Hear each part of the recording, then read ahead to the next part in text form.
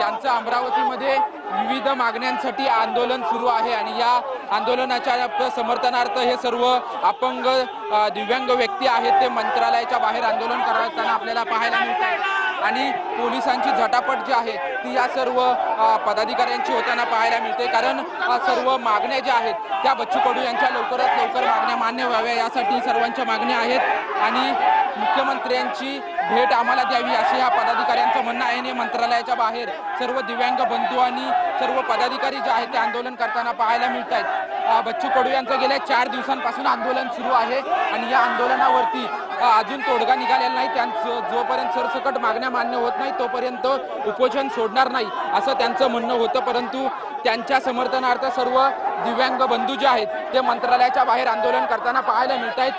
परवानगी नसल्यामुळे पोलीस जे आहेत त्यांना उचलताना आपल्याला या ठिकाणी पाहायला मिळत आहेत। संपूर्ण मंत्रालय परिसरामध्ये जे आहे ते आंदोलन सुरू असल्याचं आपल्याला चित्र पाहायला मिळत आहे आणि पोलिसांमध्ये आणि आंदोलनकर्त्यांमध्ये झटापट सुरू असल्याचं चित्र आपल्याला याच ठिकाणी पाहायला मिळतंय।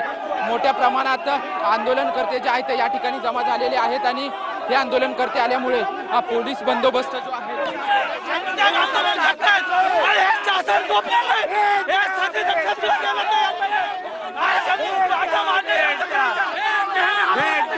शेतकऱ्यांची आश्वासनं कशाला दिली आधी त्यांनी पूर्ण होत नव्हती, त्यांनी आश्वासनं बच्चू कडू तिकडे आंदोलनाला बसलेत, तुम्ही या ठिकाणी आंदोलन आज भाऊच्या समर्थनार्थ आम्ही आज इथे आंदोलन करत आहोत। आज 4 दिवस झाले भाऊ बिना गेल्या जगातचं सरकार झोपलेलं आहे आणि हे झोपलेलं सरकार शेतकऱ्यांना कर्जमाफी, दिव्यांगांना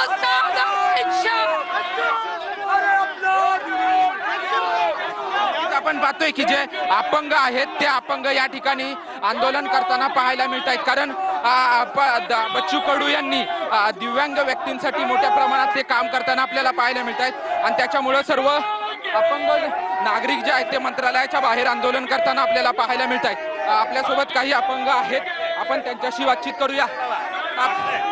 काका काय थांबा उडणी द्या।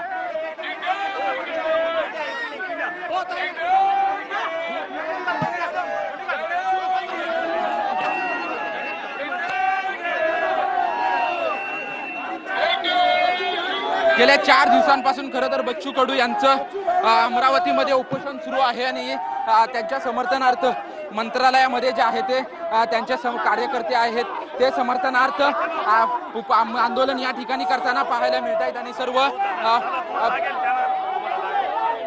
सर्व जे अपंग आणि दिव्यांग व्यक्ती आहेत ते खरं तर या ठिकाणी आंदोलनाला पोहोचलेले आहेत।